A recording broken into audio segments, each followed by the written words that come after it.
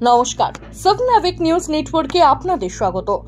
একজন দলের প্রদেশ সভাপতি, লোকসভার বিরোধী দলনেতা, অন্যজন দলের রাজ্য সম্পাদক, এই দুজনের রাজনৈতিক সদিচ্ছায় মুর্শিদাবাদ জেলায় জাতীয় কংগ্রেস আর বামফ্রন্টের মধ্যে লোকসভা নির্বাচনে হয়েছে সার্বিক আসন সমঝোতা। নিজের তালুক বহরমপুরে এবারও প্রার্থী হয়েছেন অধীর রঞ্জন চৌধুরী, সাথে বামেরা।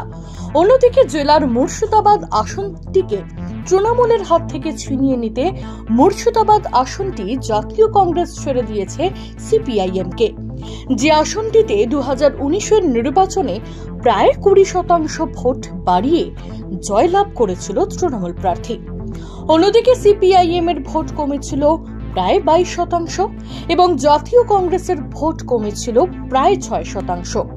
এবার তৃণমূলের বিরুদ্ধে বাম কংগ্রেসের জোটবদ্ধ লড়াই, ফলে স্বাভাবিকভাবেই একটা নতুন হাওয়া বাম কংগ্রেসের পালে। সেই হাওয়ায় ভর করে এবার এই আসনটি তৃণমূলের কাছ থেকে ছিনিয়ে নিতে ময়দানে অধীর সেলিম জুটি। এদিন মুর্শিদাবাদ লোকসভার ডোমকল বিধানসভার জনকল্যাণ ময়দানে এক জনসভায় অংশ নিলেন অধীর চৌধুরী, মোহাম্মদ সেলিম সহ প্রাক্তন মন্ত্রী আনিসুর রহমান, জয় দাস প্রমুখ নেতৃত্ব। সভা থেকে মুর্শিদাবাদ লোকসভা আসনের জন্য জেলার জন্য শিক্ষা, শিল্প এবং ব্যবসা নিয়ে এক নতুন দিশার কথা শোনালেন জোট প্রার্থী মোহাম্মদ সেলিম। সেখানে দাঁড়িয়ে আমাদের বাংলাদেশের সঙ্গে ভারতের আরো যোগাযোগ বাড়াতে হবে, সড়ক যোগাযোগ, রেল যোগাযোগ, ব্রিজ যোগাযোগ বাড়াতে হবে। মুর্শিদাবাদকে আবার ব্যবসা বাণিজ্যের কেন্দ্রে নিয়ে আসতে হবে। রাজশাহী এবং মুর্শিদাবাদের মধ্যে ব্যবসা বাণিজ্য বাড়লে তখন আর দূর দূরান্ত থেকে নয়, এইখান থেকে ব্যবসা হবে, এই মুর্শিদাবাদ থেকে হবে। করিমপুর থেকে জলঙ্গি হয়ে, ডোমকল হয়ে, ইসলামপুর হয়ে রেল লাইন গড়ে তুলতে হবে, যাতে আর দূরে গিয়ে ট্রেন না ধরতে হয়, আমাদের এলাকায় যাতে ট্রেন লাইন আসে। হাসপাতালগুলোতে দেখুন ডাক্তার নেই, হেলথ সেন্টারগুলোর অবস্থা খারাপ হয়ে গেছে। যখন মনমোহন সিং প্রধানমন্ত্রী ছিলেন, ইউপিএ আমরা সমর্থন করেছিলাম, তখন রুরাল হেলথ মিশন হয়েছিল, সব হেলথ সেন্টার গুলো গড়ে উঠেছিল আরো বড় করে, ভালো করে। আর এখন ওগুলো খান্ডার হয়ে গেছে, ডাক্তার নেই, নার্স নেই। দুদিন পরে স্কুলগুলোর অবস্থা এরকম হবে। আমাদের স্কুল, এই হাসপাতাল আর এই ডাক্তারখানা বাঁচাতে হবে, তার জন্য লড়াই করতে হবে। শুধু লড়াইটা ভোটের জন্য নয়, ভোটের পরেও দাঁড়িয়ে আমাদের জীবনের মান যাতে বাড়ানো হয়। যেখানে যাচ্ছি বলছে সেতু করে দেবেন, ব্রিজ করে দেবেন। আমি বললাম এই মুর্শিদাবাদেও, বসিপুর আপনারা জানেন, আমাদের ডোমকলেও, ওদিকে করিমপুরের সঙ্গে হরিহরপাড়ায়ও, ওদিকে রাজনগরেও।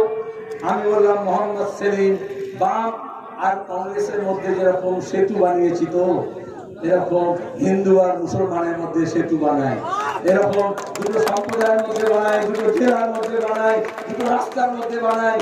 এই ব্রিজটা করার কাজ বিজেপি আর তৃণমূল মানুষের সঙ্গে মানুষের সম্পর্কের সেতুটাকে ভেঙে দিচ্ছে, পুলটাকে ভেঙে দিচ্ছে। আমাদের পুল বানাতে হবে, আরো দৃঢ় করতে হবে। বাংলার মানুষ হিন্দু মুসলমান নির্বিশেষে, জাত পাত ধর্ম বর্ণ নির্বিশেষে যদি একসাথে হয়, বাংলাকে কোনো 56 ইঞ্চি লাগবে না, কোনো 356 লাগবে না। উত্তর থেকে দক্ষিণ বাংলার মানুষ বাংলার ভবিষ্যৎ ঠিক করবে।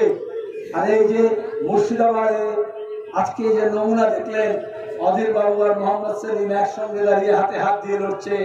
প্রতিদিন গ্রামে দেখছি কংগ্রেস কর্মী আর বামপন্থী কর্মীরা কোনো তফাৎ নেই, না খেয়ে দিয়ে জান জি দিয়ে এই 45 ডিগ্রি গরমেও তারা লড়ে যাচ্ছে, লড়ছে। তো আগামী কয়েকদিন, এই 10 দিন, আপনারা যারা আমাদের কর্মী আছেন, সমর্থক আছেন, 10 দিন প্রতিদিন 10 জনকে বলবেন কাস্তে হাতুড়ি তারা ভোট দিতে হবে, আর হাত চিহ্নে বহরমপুরে আর জঙ্গিপুরে দিতে হবে। প্রতিদিন 10 জন বললে 10 দিনে 100 দিন।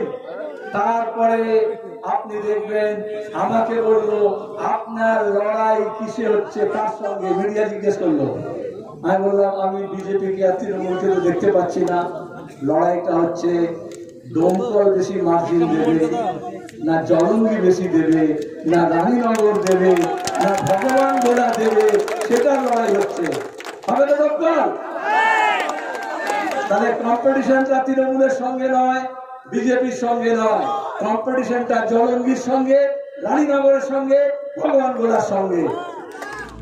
মুর্শিদাবাদ থেকে গণেশ সাহা, সাবনাভিক নিউজ।